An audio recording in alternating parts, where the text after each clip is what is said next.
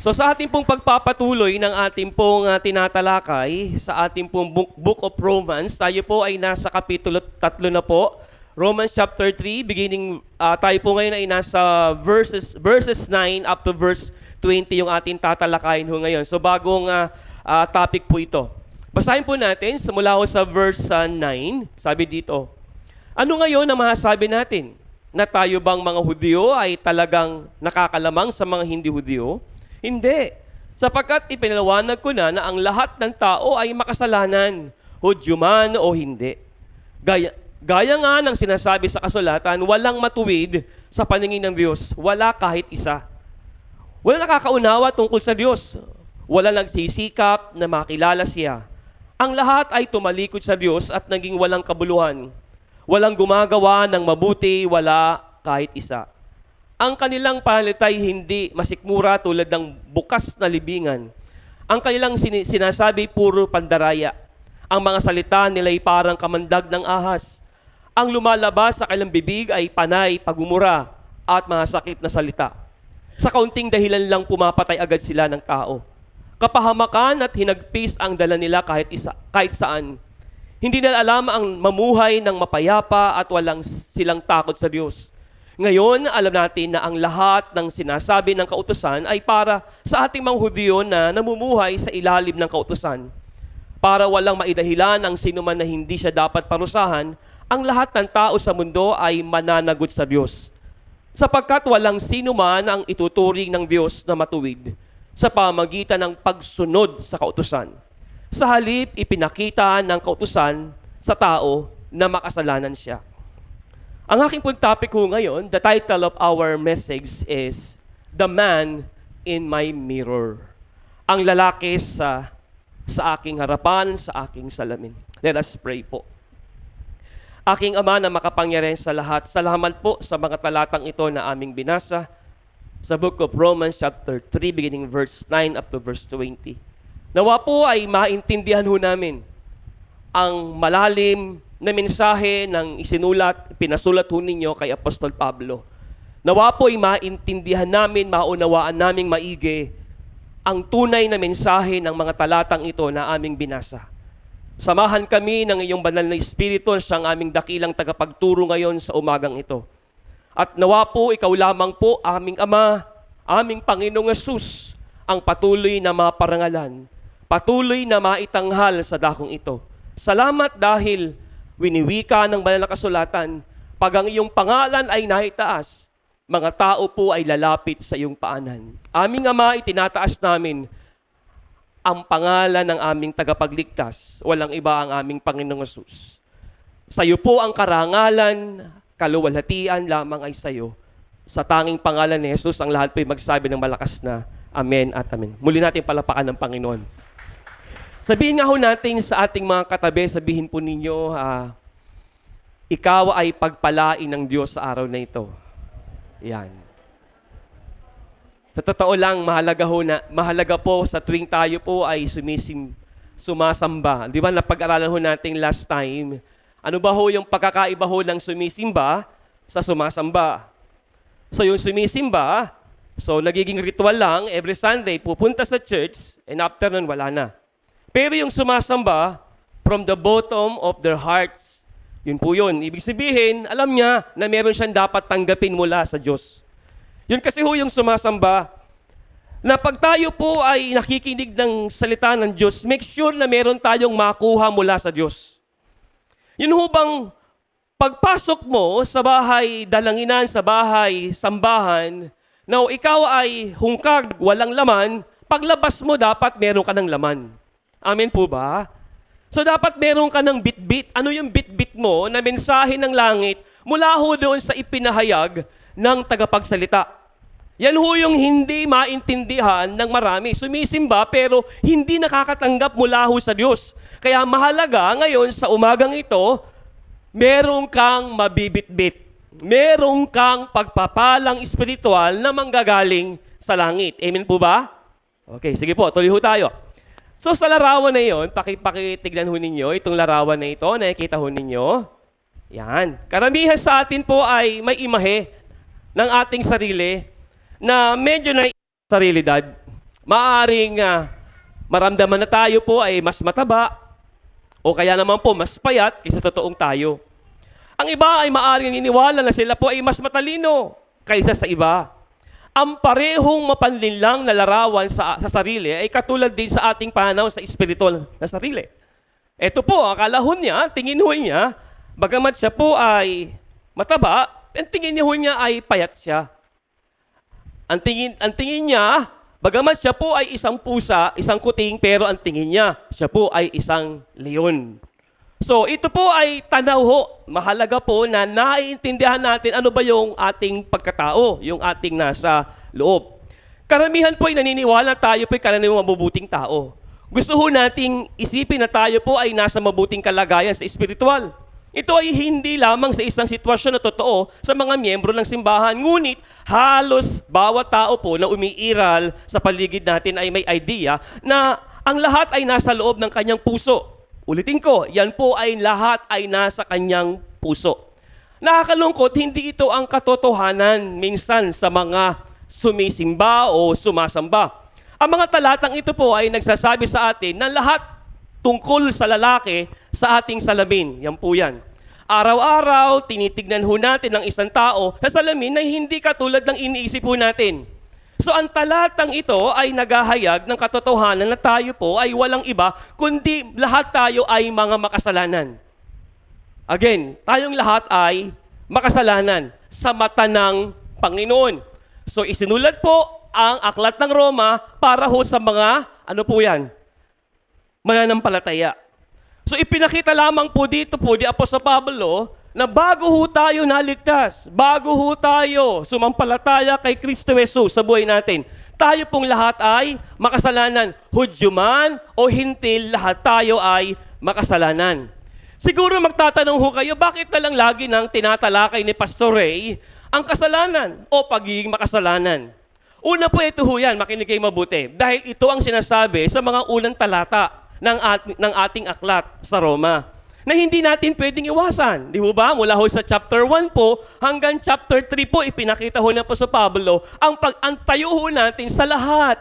Lahat, Hudyo man o hintil, ay makasalanan po tayong lahat. Yan po ang una. Pangalawa po, mahalagang malaman ho natin ang kasalanan kung bakit ang tao po ay napalayo sa Diyos, napahiwalay ho sa Diyos at dahil ito po sa tinatawag ho nating kasalanan. At tiyak po ang lahat ng tao po pag hindi po kumilala sa kanyang tagapagligtas, pag namatay ho siya, pupunta ho siya kaagad ng impyerno. Yan ang realidad na hindi ho naiintindihan ho ng maraming tao ngayon. Kaya nga po, yan ho yung gospel. Yan ho yung balita na ibinigay ho ng Diyos sa sangkatauhan upang mamatay man ang tao po, makatiyak na po siya po ay pupunta ho ng langit. Amin po ba? Kaya maganda yung ginagawa ho ni Nanay Linda. Every time na meron ho siya nakakausap, meron siyang taong nakakaharap, ay ibinabahagi niya ang gospel. Ulitin ko, ibinabahagi niya ang mabuting balita, ang good news. Tandaan natin, hindi lamang po pastor ang binigyan ho ng Great Commission. Tayo pong mga mananampalataya, lahat po tayo. Tayo po ay binigyan ng komisyon. Ang komisyon ho natin is to share the good news to all people. Amin po ba? So kinakailangan ganun ho ang ating pong gampanin. Kasi bakit po? Ang bawat taong nakakaharap po natin, hindi natin alam ho kung hanggang kailan ang kanilang buhay. Parang meron ho kung nakita ho sa YouTube na isang illustration, nakikita ho niya ang eksakto kung ano ho yung mga dinadalang problema ho ng bawat tao. Parang pinakita ko ng ata sa inyo ito eh. No? Isang illustration na nakikita ho niya, ito problema sa pera, ito problema meron siyang asawa, may problema sa asawa, ito problema sa anak. Nakikita ho niya, nabivision ho niya. So, meron siyang gampanin. Anong gampanin niya? To share the good news. Nalulungkot ito tao. Ito, meron siya nakita masaya pero deep inside malungkot pala ang kanyang puso. Pero ikaw naman nanampalataya, wala kang ginagawa doon sa tao. So mahalaga, gampanan mo ang iyong tungkulin, share the good news. Baka sa ganung paraan po ay maibsan po ang kanyang mga dinadalang problema sa buhay. Kaya yun ho yung mahalaga sa isang manampalataya. Mahalaga po nagbabahagi tayo ng mabuting balita. Why? Kasi hindi natin alam kung hanggang kailan po yung buhay ng bawat nakakausap po natin. Imagine mo, katabi mo lang, baka mamaya po mamatay na ho siya na hindi ho napapahayagan ng mabuting balita. So, tayo po, meron tayong gampanin. Amen? Kaya dapat yun nakikita ho nating mga mananampalataya.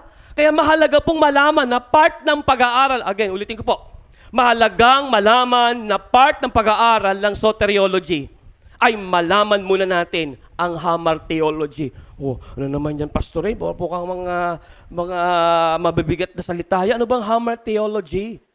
Oh, pang Bible school nga. Ang hamartiology is study about sin.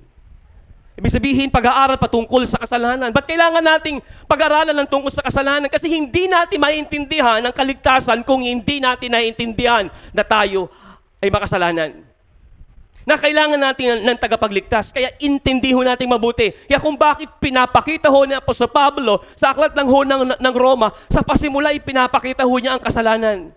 Para maintindihan ng kanyang mambabasa lahat ng nakakarinig ho ng mga ito ho, katulad doon sa generation ho natin, napapahayag ho sa atin ang tunay na mensahe ng banal na kasulatan. Hindi ho tingin ho allegorical. Ano yung allegorical? Allegorical na kung saan ay ini-spiritualize sa mga talata to impress the people. Yung hubang hindi yun ang konteksto, hindi ng totoong mensahe ng Diyos, pero binabago nila for the sake of the people. That is wrong. Bakit po? Ang isang mabuting mangaral, ang isang mabuting tagapagdala ng banal na kasulatan ay itinuturo niya ang tunay na kahulugan ng bawat talata na kanyang pinapangaral. Amin po ba, mga kapatid? Kaya bagamat ito po ay tinatawag ho natin teaching, preaching, bakit po? Kasi mahalaga po sa church, itinuturo ho natin ang tinatawag ho nating Bible series. Kasi pong ilan ho sa mga pastors sa mga mega churches ho ngayon, pulot ho ng topic lamang po, pulot ho ng talata, ibinabato sa miyembro na hindi po inaalam yung tinatawag ho nating konteksto, yung tunay na kahulugan, kaya napakahalaga ng hermeneutics. Salamat po sa Diyos dahil po meron ho tayong aral na kung saan ay naintindihan ho natin ang hermeneutics. At napakahalaga ng hermeneutics, ito po yung aking tinuro sa inyo, a study about ano po ito, interpretation of the scriptures. Ngayon, balik ko tayo sa ating pong pinag-aaralan. Again, hindi natin maintindihan ang kaligtasan kung hindi natin alam ang dahilan ay ang kasalanan. Pag-usapan ho natin, number 1, verses 9 up to verse 10, sin is a universal problem. Ang kasalanan ay isang universal o pandaigdig na na problema ho sa kasalukuyan ho natin ngayon. Na hindi ito nakikita ho ng mga tao dahil hindi ito pinamumulat sa kanila ng demonyo. O again, meron ho tayong kalaban. Ang kalaban ho natin, sino? Si Satanas. Tandaan ho natin, alam ho natin ang tenses of our salvation. Tama po ba? The first tense of our salvation is justification. Tama po ba? Po. We are saved from what? From the penalty of sin.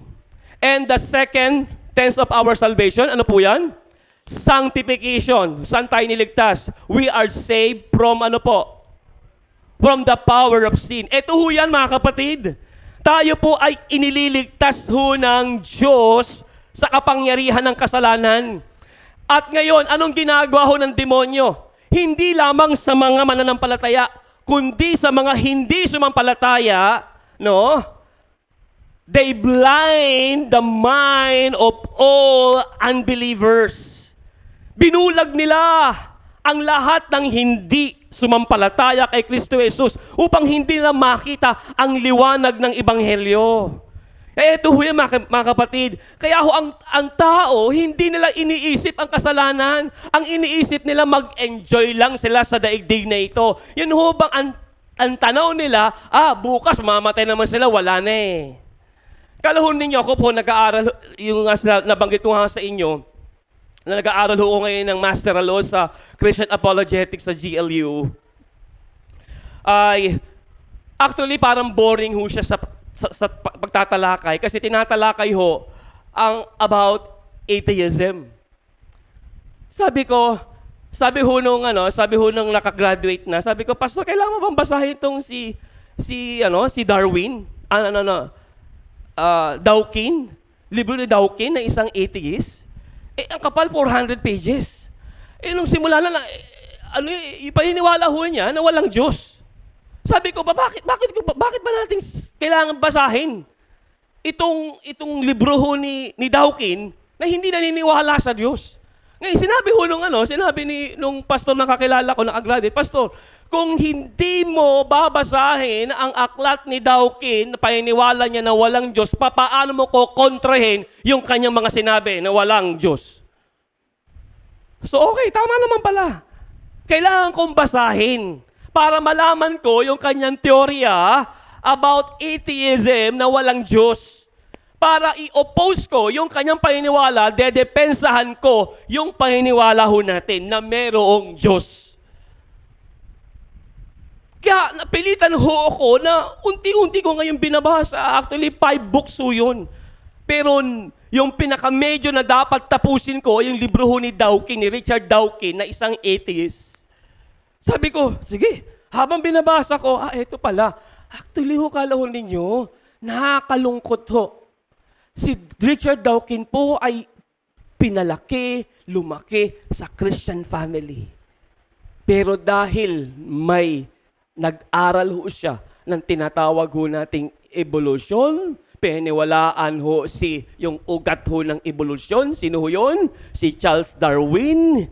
Ano ho nangyari? Yun, lumagay, tumatak sa kanyang kaisipan. Yung tinatawag natin Big Bang Theory, na wala talaga, simula lang, walang Diyos. Imagine nyo, from Christian family into na-convert sa atheism, dating theism, naging atheism, walang Diyos. Sino may kaagawan ho niyan? May kaagawan ho niyan, demonyo. The devil. Ang demonyo na kung saan ay binubulag niya ang lahat ng tao para hindi nila maintindihan ang tungkol sa buhay pagkatapos ng kamatayan. Hindi nila maintindihan ang tungkol sa kasalanan. Hindi nila maintindihan na meron totoong Diyos. Kaya ho dito inaaral ho natin ang tungkol sa Diyos. Bakit po? Alam mo natin, meron totoong Diyos. Amen po ba? May totoong Diyos na tumutugon sa ating mga panalangin. Naniniwala po kung totoo ang Diyos. Sabi mo sa katabi mo, totoo ang Diyos. Totoong merong Diyos. Amen. Siya nakakaalam ng lahat ng ating mga nilalaman ng ating puso. Alam niya yan ang lahat ng bagay. Ngayon, eto ho yung mga kapatid, dahil tayo po ay nasa daigdig na ito, tayo ho ba ay libre sa kasalanan? Answer me. Hindi ho tayo libre sa kasalanan. We are prone to sin. Pwede tayong magkasala. Kaya naiintindihan ho natin yung tayo ho natin. Bagamat nandito ho tayo, ang tayo ho natin, alam ho natin that we are prone to sin. Pero ang Diyos may nakalaang biyaya, grasya ng Panginoon. Amen po ba? Kala ho ninyo kahapon, nung problema kami. Kasi ho yung si Ann, gusto ho namin magpang-umaga. Bigla hong ginawang yung dalawang section pinag-isa. Ginawang hapon. Sabi ko, hindi na tayo pwede magreklamo kasi desisyon na may-ari yun. Gusto namin pang-umaga siya para makatulog siya ng hapon. Di pray kami. Sabi ko, pray kami. Nagpipray ako, Lord, sana po, gawa ko yun ng himala. Aba, meron pong tumawag. May tumawag na parent doon sa school na pwede ho ba niyong gawin hong pang-umaga sa total isang section na lang? Aba, kala ho ninyo? Laking tuwa ho namin. At nag-push yung teacher, sabi, lahat ng grade 8 pang-umaga na. Kala niyo yung tumawag kung sino? Ang pangalan, Grace. Sabi ko kay Lani, talagang naambait ni Lord. Bakit? Imagine yung grace, biyaya. Naniniwala ko totoo ang Diyos. Bakit po? Aba, ginamit ko yung isang magulang. Ang pangalan ay Grace. Nag-request na pang-umaga na sana. At yun, pang-umaga na. Totoo po kasi, bakit po? Kasi merong talagang biyaya mula ho sa langit. Amen po ba? Tumutugon ho ang Diyos. Paano, Pastor? Hindi ako tinutugon ng Diyos sa aking panalangin. Makinig kayo mabuti. May timing ang Diyos kasi. Hindi natin pwedeng diktahan ng Diyos. Panginoon, bukas gawin mo to ha. Panginoon, mamaya gawin mo to. No, hindi ho genie si Lord. Amin po ba? Hindi genie ang Lord. Kasi yung soberanya ng Diyos, meron siyang sovereignty. Meron siyang tamang timing na kung kailan siya tutugon sa iyong mga panalangin. Maghintay ka lang. Ang problema lang kasi sa atin, mainipin tayo masyado. Sabi nga yung sa katabi mo nga, naiinip ka na ba? Huwag kang mainip. May tamang panahon dyan. Ang kailangan mo lang, lumod ka lang palagi sa Diyos. Magpakumbaba ka sa Diyos. Amin po ba? O, balik ko tayo sa ating tinatalakay. So, dahil ang gusto ho ng dyablo, mag-enjoy ang bawat tao sa kasalanan. So, dito po sa ating simbahan ay hindi natin iniiwasan ang aral na ito. Again, hindi natin iniiwasan ang aral na ito about Hammer Theology. Tungkol sa kasalanan. Kinakailangan daanan ho natin po ito. May mga pastors ho ngayon sa Pilipinas, takot sila na talakayin about sin. Ano kaya ang dahilan? Bakit ayaw ho nila na talakayin sa kanilang iglesia, sa kanilang simbahan, ang tungkol sa kasalanan? Meron pong isang simbahan sa Pilipinas na sabi ng mga elder, sabi niya, Pastor, pwede po ba na bawas-bawasan naman ho ninyo yung pangaral ninyo na tungkol sa kasalanan? Abi, baka mauubos na tayo dito. Iilan na lang tayo, tapos like ang mensahe mo patungkol sa kasalanan. Okay, nag-isip si Pastor. Ito agad naisip ni Pastor. Sabi niya, Oy, elder, alika dito. Sabi niya, kung itong muriatic acid, pinagsama pala niya. Kung itong muriatic acid na ito, aalisin ko yung level. Papalitan ko ng milk tea. Iinumin mo ba? Sagot ho ng elder, hindi po, Pastor. Ganyan ang kasalanan. Bakit hindi mo expose na ang muriatic acid ay poison? Bakit hindi mo expose ang kasalanan ay napakadelikado? Bakit pagagandahin mo ang kasalanan at lalagyan mo ng milk tea ang muriatic acid na may level para lang to entertain the people? Nag-isip ho yung elder. Tama ho kayo, Pastor. Kaya sa ating simbahan po, hindi ho natin iniiwasan na ipangaral ang tungkol sa kasalanan. Kasi yan ho yung nasa banal na kasulatan. Hindi po sugar-coated, tama yun? Yung dila natin ay maatamis lamang para lang ma-entertain ng tao. Tandaan ho natin, napakahalaga ang pait. Alam niyo po ba, ang pait, yan po ay magbibigay ng kalusugan sa atin. Ano ho yung mga yan? Yan po ang ampalaya. Tandaan natin, pag tayo po ay mahilig po sa tamis, kaya nga po, tayo po ang ating pong gusto ho nating kinakain ho natin. Pag spaghetti po ay si Jollibee. Why? Kasi po si Jollibee ay nakuha ho niya ang taste ng mga Pilipino. Ang taste ng Pilipino, ang taste bud ho ng Pilipino, ano po? More on sweet. Pero tingin ho nyo, punta ko kay McDonald's. Ano ho ang kanilang spaghetti? Maasim. Di ba? Bakit? Italian. American. Ang taste ho natin ay matamis. Yan po yung kaya ho mas angat sino? Si Jollibee kaysa kay McDonald's ho ngayon. Ang dami ho ngayon mas Jollibee ho ngayon. At ayon ho sa pag-aaral, ay mas angat ang kanila hong produkto ho ngayon. Mas malaki po ang kita ho nila ngayon. Ang Jollibee. Tama ba, Ginya? Kasi Jollibee ho yan eh. Ano yan? Advertisement pala, ano? Product ko niya, Jollibee. Okay. So doon ko nalaman na si Jollibee pala ay maraming hawak. Binili niya lahat ng mga ano ho ngayon?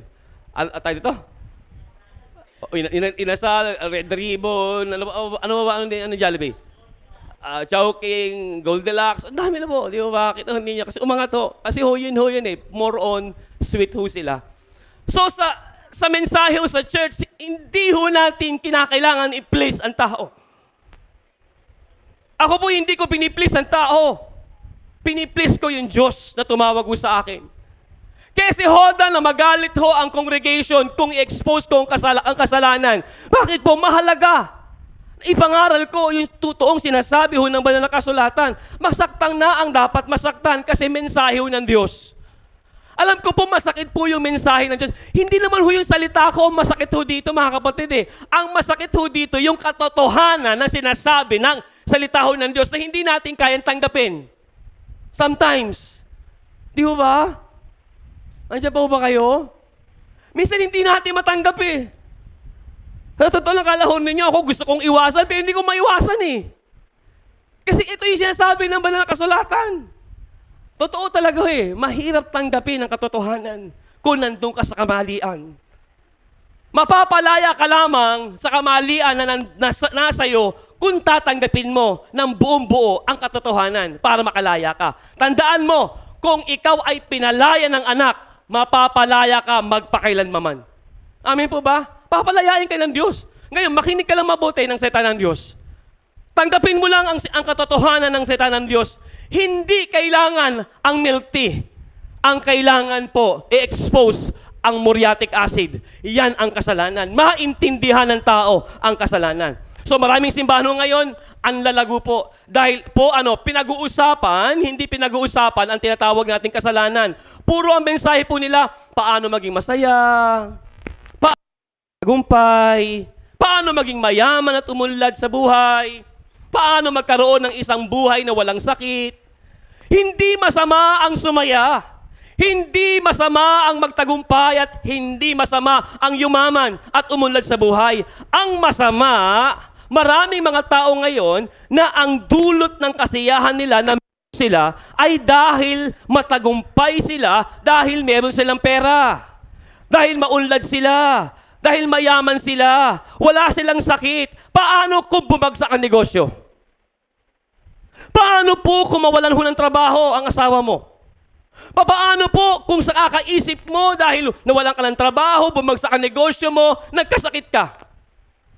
Ngayon, masaya ka pa kaya? In reality, syempre po, tao ka lang. Hindi ka masaya. Bakit po? Kasi nawalan ka eh. Meron ba ho dito na nawalan, masaya ka pa? Answer me. Oh, tama ho yun. Baliw nga yun. Bakit po? Kasi yung realidad, yung pagiging tao po, nawalan ka eh. Siyempre, hindi ka talaga masaya. Dahil tao ka, malulungkot ka. Pero ito ho yan, mga kapatid, gusto kong ipakita sa inyo. Yung mensahe po ng prosperity gospel preaching sa mga mega churches ho ngayon na hindi naiintindihan ng mga miyembro ho nila, papaano kung mawalan sila? Magpapatuloy pa kaya sila sa kanilang pananampalataya? Yan ho ang tanong eh. Kaya ang dami ho ngayon sa mga mega churches, hindi naman talaga ho rooted and grounded sa Word of God eh. Why? Palagay ho ninyo. Kasi hindi naman po naaalagaan eh. Hindi naman po nabibisita ho ng mga pastors ho yan eh. Bakit po? Libo-libo na po ang miyembro ho niyan. Ngayon kung mag-designate man ho yung senior pastor ho, hindi naman po kasi voluntary lang ho yung mga nasa downlines ho ng senior pastor. Yan ho yung problema ho ngayon sa mega churches. Ngayon hindi ho nila nasusupervise yung mga Christian life ng bawat miyembro ho nila. Kaya much better po ang isang maliit na simbahan. Bakit po? Ang isang maliit na simbahan naaalagaan. Amin po ba? Kasi kung kayo, halimbawa po, naaalagaan ko kayo sa aral ho ng salita ho ng Diyos at naging rooted and grounded kayo sa Word of God. Ngayon, kung magsishare man ho kayo sa iba, makonvert ho yung taong binabahaginan mo, ikaw ang gagamitin ng Diyos para lumago din ho siya katulad ng paglago mo. Tama po ba? Nakuha po ninyo ang konsepto na gusto kong iparating ho sa inyo? Kasi mahalaga ho dito, lumago tayong lahat eh. Ang church dapat lumalago, not in quantity, but in quality of Christian life. Yung kasi yung mahalaga. Kasi pag meron kang paglago sa Christian life mo, yung quality of your Christian life, Dumating ka man sa mga unos ng problema ng buhay, makakatagal ka pa rin. Amen po ba? Alam niyo po ba, ang mga nakikinig ng salita ho ng Diyos at isinasagawa ho niya, ang bawat napapakinggan niya, ang sabi ng Panginoong Jesucristo ay katulad ng isang tao na ang kanyang bahay po ay ibinaon niya saan? Sa bato. Dumating man ang unos, hindi ito magigiba. Bakit po? Dahil sa bato. Who is that rock? That rock is our Lord Jesus Christ. The foundation of our Christian life. Kaya napakahalaga po ang pundasyon ng ating pananampalataya, walang iba sa Jesucristo. Kaya kung hindi si Jesus Christ ang foundation ng Christian life mo, dumating ka sa unos ng pagsubok ng buhay, giba ka. Yan ho yung sinasabi ho din ng Panginoong Jesucristo. Yung hindi nakikinig at hindi niya isinasagawa ang anumang kanyang napakinggan. Itinayo niya ang kanyang bahay sa buhanginan, dumating ang unos, dumating ang ragasang baha, giba ang bahay. Ganyan tulad ho ng Diyos, ang isang taong hindi lumalago. Nandiyan pa ho ba kayo? Ngayon, eto ho ang tunay na kasiyahan ho natin. Ang tunay na kasiyahan ho natin ay wala sa material na bagay. Sumasang-ayon ho ba kayo? Parang idalawa lang po. Sumasang-ayon ho ba kayo? Wala ho sa material na bagay ang kasiyahan natin. Gusto ko pong i-motivate ho kayo mga kapatid, mga kaibigan. Ang material na bagay, iiwan natin. Kasabay ho yan. Kahit ho yung suot-suot mo doon sa kabaong, hindi mo yan madadala. Sabi ho ng Bible, hubot-hubad tayong pumasok sa daigdig na ito, hubot-hubad din tayong lalabas sa daigdig na ito. Kaya anuman ang kayamanan na inipon natin sa daigdig na ito, ay yan po ay iiwan natin. Kahit ang na-achieve ho natin sa buhay, ang mataas na pinag-aralan ho natin, iiwan natin yan sa daigdig na ito. Meron lang tayong madadala. Mabibit-bit natin, paglisa natin sa daigdig na ito, ang pananampalataya natin kay Kristo Jesus. Say amen to that. Kasi mahalaga maintindihan natin ito. Kaya nga po, kaya ang isang rooted and grounded na Christian sa Word of God, hindi nakabatay ang kanyang kaligayahan sa material na bagay. Kasi kung dumating man ang problema, mawala ang mga bagay na yan, hindi ho siya magigiba. Amen po ba, mga kapatid? Nandiyan pa ho ba kayo? Pero sa totoo lang talaga naman, masaya naman talaga pag maraming pere. Amen? Masaya naman kung talagang maganda yung bahay, meron kang magarang kotse, masaya naman talaga po yan. Tama po ba? Pero tandaan ho natin, ang bahay na ating pinundar, yan po ay maluluma. Amen? Ang kotseng binili natin na bagong-bago, bukas, luma na yan. Alam po ba yun, mga kapatid? Bawat araw, lumuluma po yung mga bagay na ating pong binili. Kanina po, yung hindi ko na sinusuot na sapatos, sinuot ko. Yung nakakita sa akin, actually yun po ay parang nabili ko na 3 taon na po mahigit. Hindi ko ginagamit. Aba, hindi ko ginagamit. Nasira. Paano yun?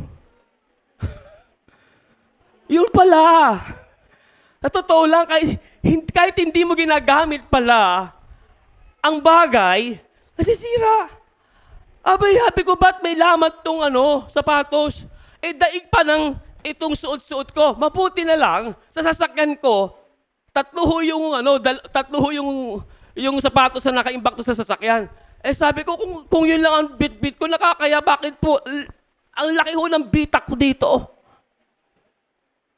Nung lang ako, lumakad ako, abay, pinakita na ho niya na talagang 3 years ago, dahil ginamit ko lang ata ho yung anniversary. Kasi nga, ang tulis-tulis parang old style na po. Sale kasi ho noon. Noon, binili ko yon. Sale kasi. Ang sarap kasi bumili ng gamit. Pag sale, tama? Ang hindi natin alam, kaya nga sinail yan kasi paluma na yan. Kaya nag-sale, akala ho natin, okay yun, nag-sale. Hindi po, luma na ho yun. Binili mo, hindi mo ginamit. Tiyak ho yun. Sira ho yun. Kaya nakita ko resulta. Kaya yun ho yung mga kapatid, wala hong tumatagal sa mundo. Yan ang pinapakita ho ng realidad. Ang realidad, binili mo ng bago, bukas, luma na yan. Niluto mong pagkain, mamaya baka panis na yan. Yan ang realidad. Kaya nga po kung nakatingin tayo sa mga bagay na nakikita ho natin sa mundong ito at pilit nating niyayakap na para bagang ayaw mo nang mawala sa'yo.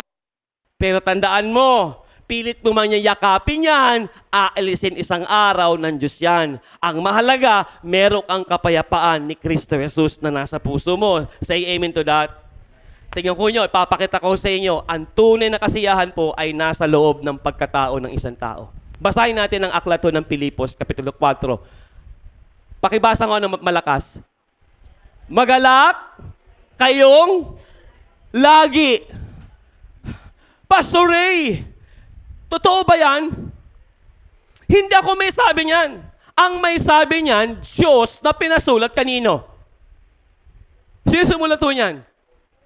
Si Paul, si Apostol Pablo. Ano sabi ni Pablo? Magalak kayong lagi sa Panginoon. Muli kong, inuulit niya ha, muli kong sasabihin, pakilakas, magalak kayo, rejoice. Alam po ba ninyo mga kapatid, nung isinulat ni Pablo ho yan, siya po ay nakakulong? Tingnan ho ninyo, ito po ang katotohanan. Isinulat ho yan ni Apostol Pablo. I think ito pong pagsulat ho niya, meron ho siyang writer. Meron siyang secretary, si Theophilus.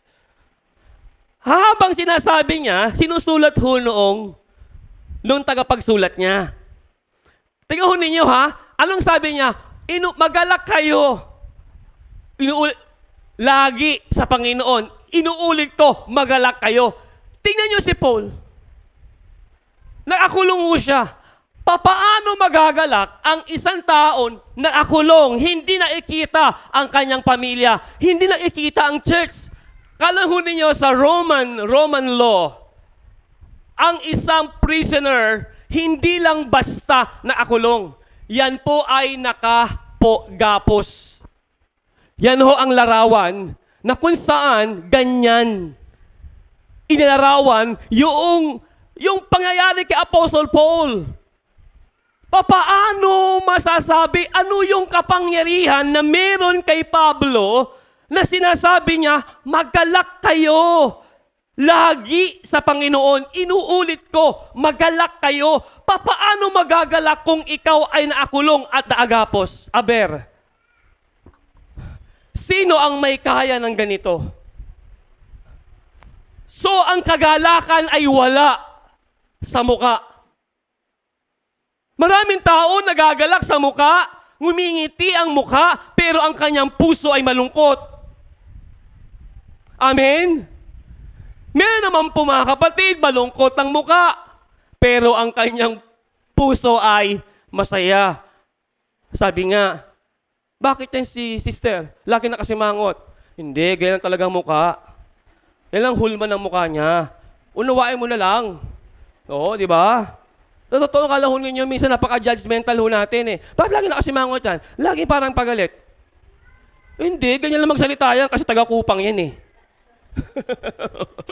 Sabi nila, may taga-kupang ba nito?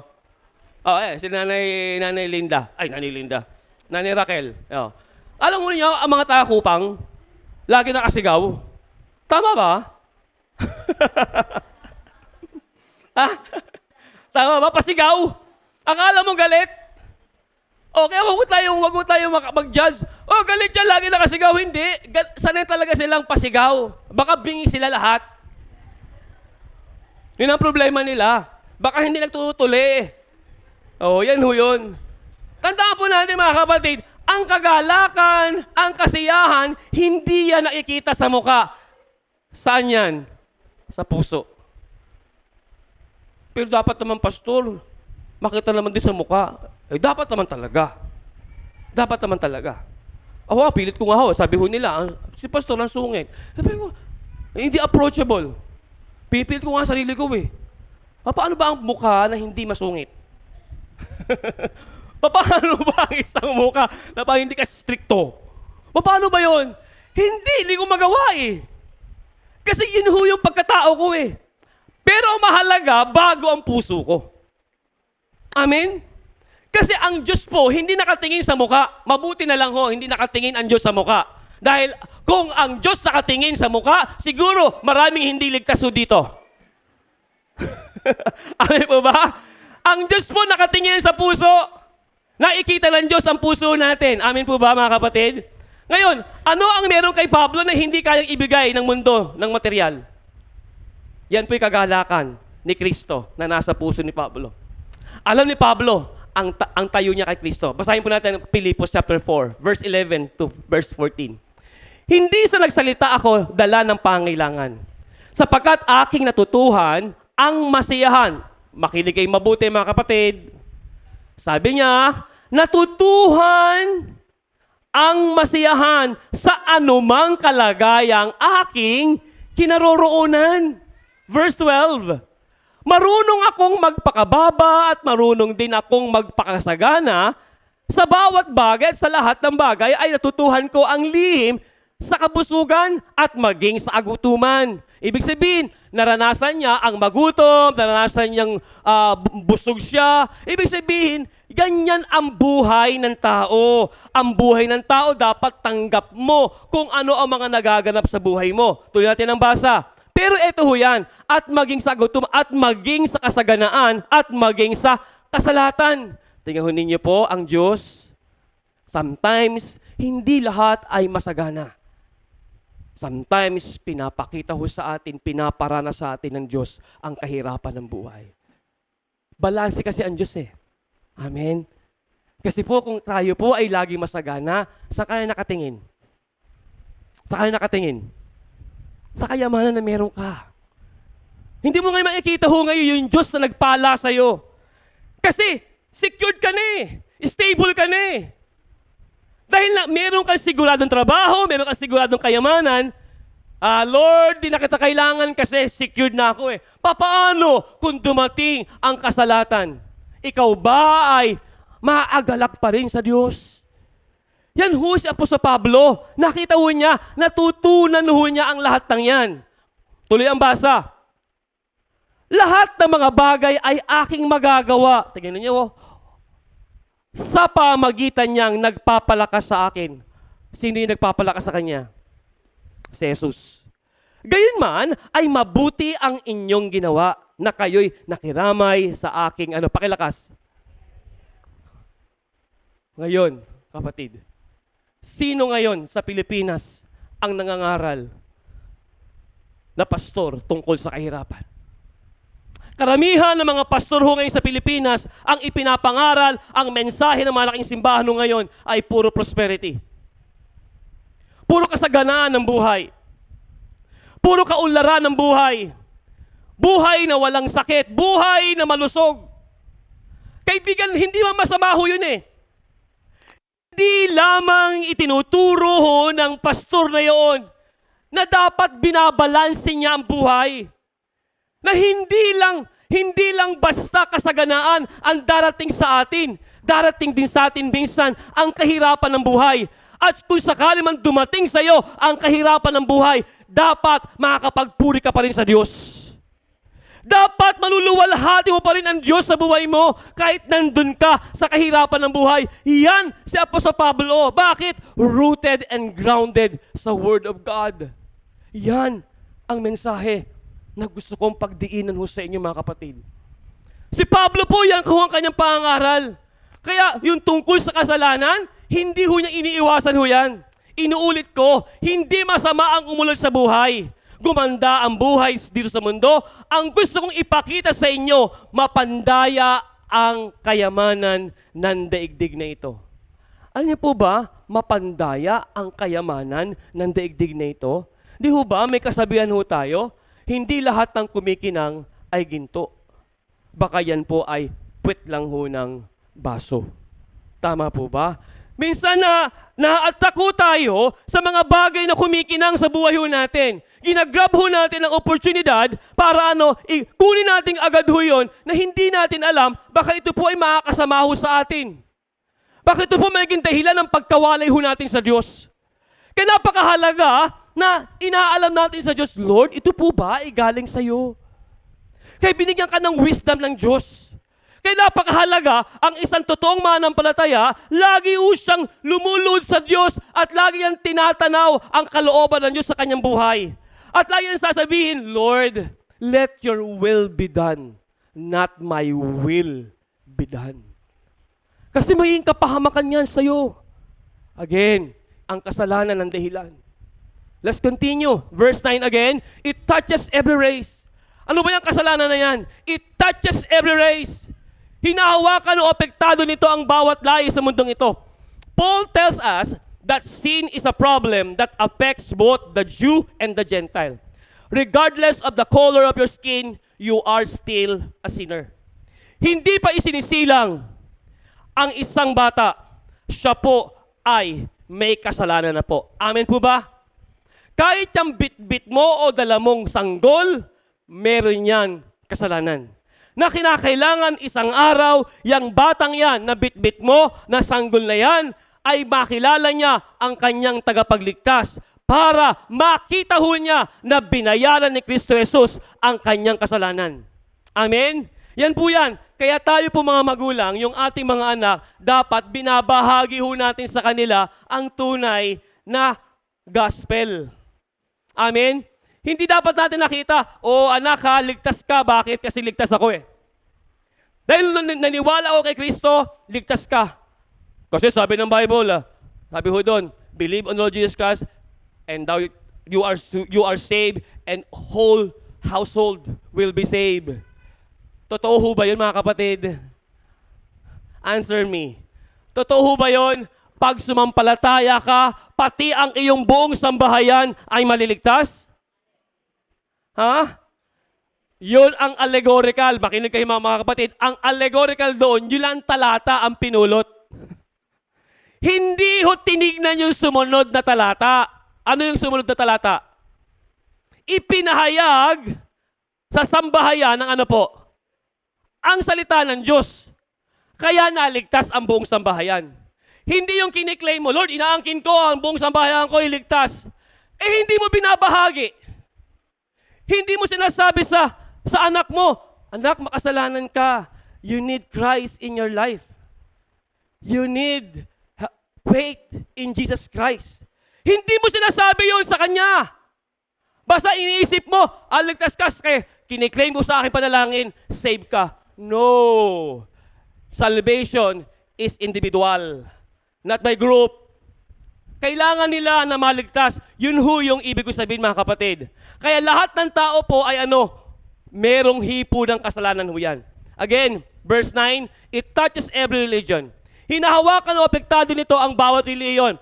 Paul tells us that the Jew and the pagan are both sinners. It matters not how dedicated they may be to the religion, they are still sinners in the sight of God.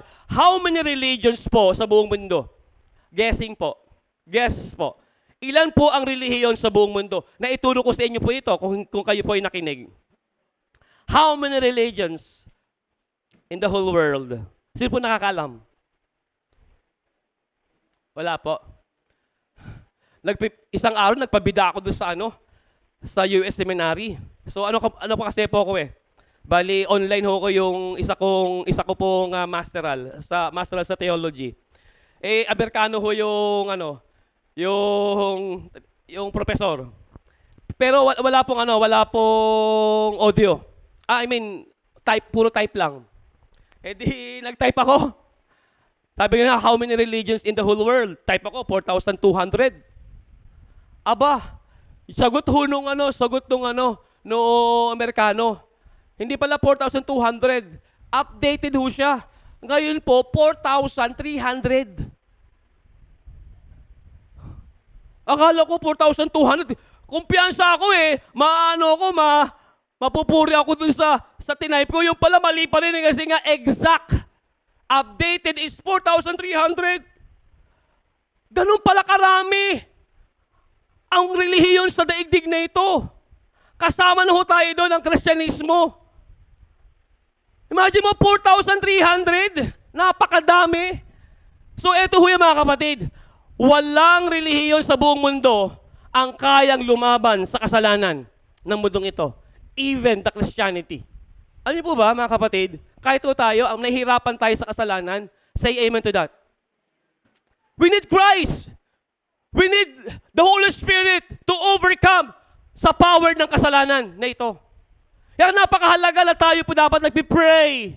Alam po ba ang Kristiyano, dapat lagi ho siya nagpipray? Sabi nga sa katabi mo, ikaw ba'y lagi nagpipray? Lagi ka ba nagdarasal? Lagi ka ba nanalangin sa Diyos? Kapatid, kailangan mo lagi manalangin sa Diyos. Kailangan mo ng proteksyon ng Diyos. Yes, alam ho natin na meron tayong proteksyon ng Lord. Pero napakahalaga maging babad tayo saan? Sa presensya ho ng Diyos, sa panalangin. At hindi lamang panalangin, dapat po nagbabasa tayo araw-araw ng salita ho ng Diyos. Sumasangayon ho ba kayo mga kapatid, kailangan magbasa araw-araw ng salita ng Diyos? Sige nga. Nasa na ho kayo sa Bible? Ma'am Baby, nasa na po kayo? Nasa 2 King na ho kayo. Si Saida, saan ho kayo? Deuteronomy. So, mahalaga po, kumpletuhin natin, basahin ng Bible. Bago ho kayo magbasa ng Bible, pray first. Pray kayo sa Lord. Lord, tulungan ninyo ako na maintindihan ko ang binabasa ko. Kala niyo po, yung asawa ko, dahil busy ho sa kakatrabaho sa bahay, minsan binabantayan ko. O Lani, baka hindi kayo nagbabasa ng Bible ha? Totoo naman talaga, hindi na nakapagbasa ng Bible. Pero kala ho ninyo, isang araw, aba, kinuha ang Bible. Sabi niya, born again na ako eh. Alutak ako, may Bible ka. Born again na ako eh. Oh. So, totoo lang kala ho ninyo, ang born again, dapat laging nagbabasa ng Bible. Kaya ito lang mga kapatid, no? Gusto kong ipakita sa inyo, mga minamahal, mga kapatid, na hindi ho natin kayang malabanan ang kasalanan. We need Christ. We need the Holy Spirit daily in our lives. Again, mahalaga, magtagumpay tayo. Sabihin mo sa katabi mo, magtatagumpay ka. Yes, magtatagumpay ka dahil kay Kristo Jesus. Ito lang hakalahon ninyo. Ito hindi ho nakikita ho ng lahat ng relihiyon eh. Ang relihiyon, yes, maganda. Sometimes sinasabi ho nila ang relihiyon ay pagpapayaman lang. Sa totoo lang kalahon ninyo, yan ho nakikita ho ng iba. Ang relihiyon, pagpapayaman lang. Pero hindi nakikita ho ng marami. Ang relihiyon na ginagamit ng Diyos para makalapit sa Diyos. Depende kasi ho yun sa tao eh. Sa mga miyembro. Kung miyembro nakatingin sa ginagawa ng pastor at sinasabi nila, oh, si Pastor Ray nagpapayaman lang yun eh. Si Pastor Ray, ganyan lang yun eh. Mali. Hindi po. Dapat tingin ho tayo kay Kristo. Amen? Kahit ho ako lumalaban ho ako sa kasalanan eh. Ano niyo po ba? Kami mga leader ho ng simbahan, meron kaming 3 G na pwede ho namin ikabagsak. Lahat ho ng pastor dito. Taas ho ang kamay, lahat ng pastor. Yan, Pastor Nat, Pastor Carmen, Pastor Moody, Pastor Manny. Ano ba? Okay. Ito lang mga kapatid, meron kaming 3 G. Ano ba yung G yan? Ano ba yan? Uunahin ko na po, girl. Unahin ko na ang girl. Sa totoo lang kalahon ninyo, I am prone sa kasalanan ho ng girl. Kaya sinisigurado ko na mahal ko asawa ko.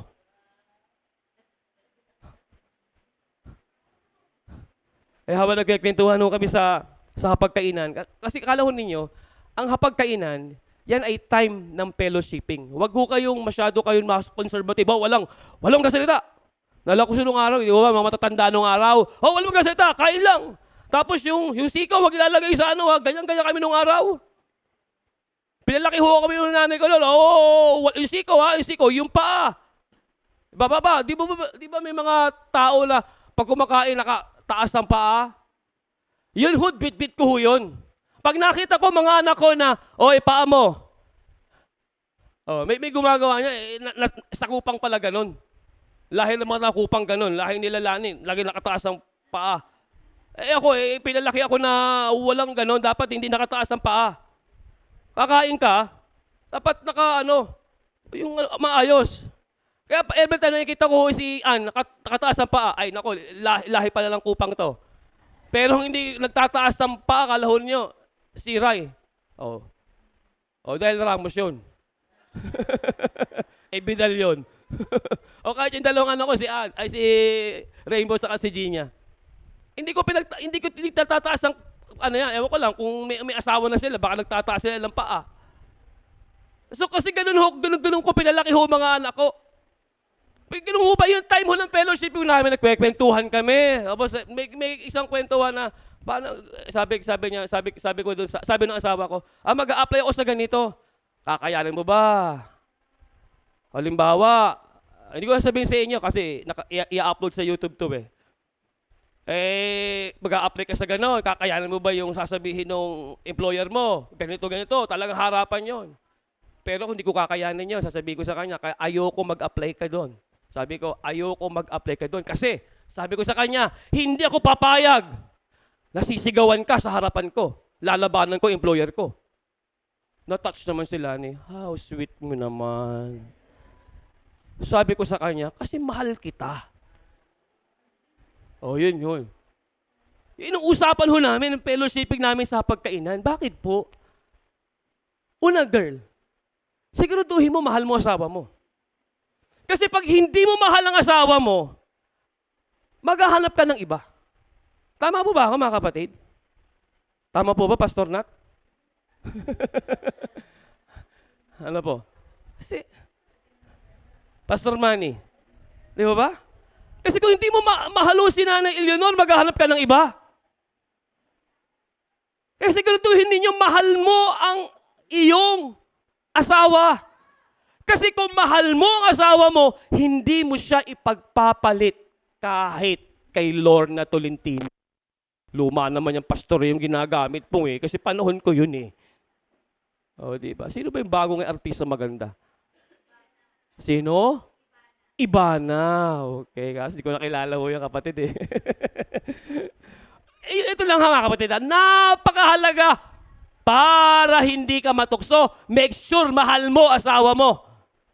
Kaya ito hong dalawang manugang ko, bago ho yan kinuha ang aking mga anak, siniguruhan ko na talagang mahal niya ang asawa nila.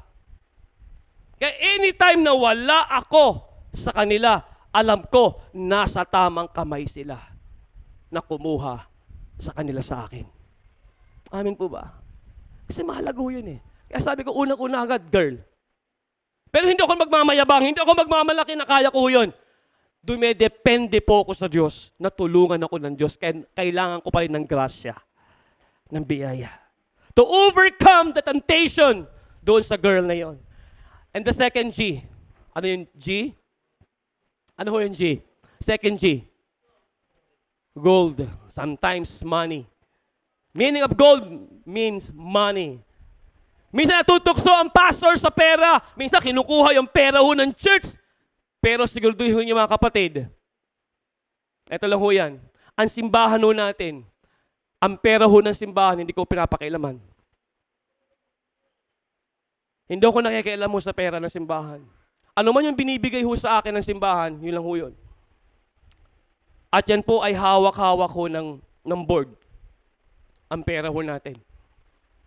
Ito lang sa akin ho mga kapatid Ano mang bagay na ikakabagsak ko ng leader ho ng relihiyon, doon ko ho inilulhod sa Diyos. Pangatlo na G. Ano ho yun? Glory. Yung kaluwalhatian. Pag ang pastors po ay pinuri na, ang pastors ay tinignan na para bagang inilagay sa pedestal, yan ang ikinababagsak ng mga leader ho ng simbahan. Yan tatlong G ho yan ang ginagamit ho demonyo para ibagsak ang isang simbahan. Kaya mahalaga ipanalangin ho ninyo ako sa Diyos. Katulad ni Apostol Pablo, humihingi ng panalangin sa mga churches. Ganon din ho ako mga kapatid. Kaya tama ang Bible, magpanalanginan tayo sa isa't isa. Yang katabi mo, ipanalangin mo yan. Amin po ba? Yang nasa katapat mo, panalangin mo yan. Yang nasa likod mo, ipanalangin mo yan. Malaki ang nagagawa ng panalangin. Amen po ba? Malaki ang nagagawa ng pagluhod natin sa Diyos para humingi tayo ng habag sa Diyos para ma-overcome natin ang lahat ng ito sa buhay natin. Amen po ba? So hindi natin matatapos kasi mukhang naka more than 1 hour na ba ako? More than 1 hour na po ako. So gusto ko lang ipakita sa inyo na yun ho yung time limit ng aking pong sermon. Ngayon kung hindi mo matapos, so meron tayong part 2, meron tayong part 3. Kaya tumatagal po ang ating series, Bible series ng Book of Romans dahil sa aking kadaldalan. Dahil mas marami akong kwento kaysa doon sa mga salita ng Diyos. Sa akin lang, ito lang ho yun eh. Yan kasi ang preaching. Ang art of preaching, para malaman, maintindihan mabuti, sasamahan mo siya ng kwento. Yan kasi ang pangangaral. Yan kasi ang pagtuturo ng salita ng Panginoon. Palapakan natin ang Panginoon. Hallelujah. To God be all the glory.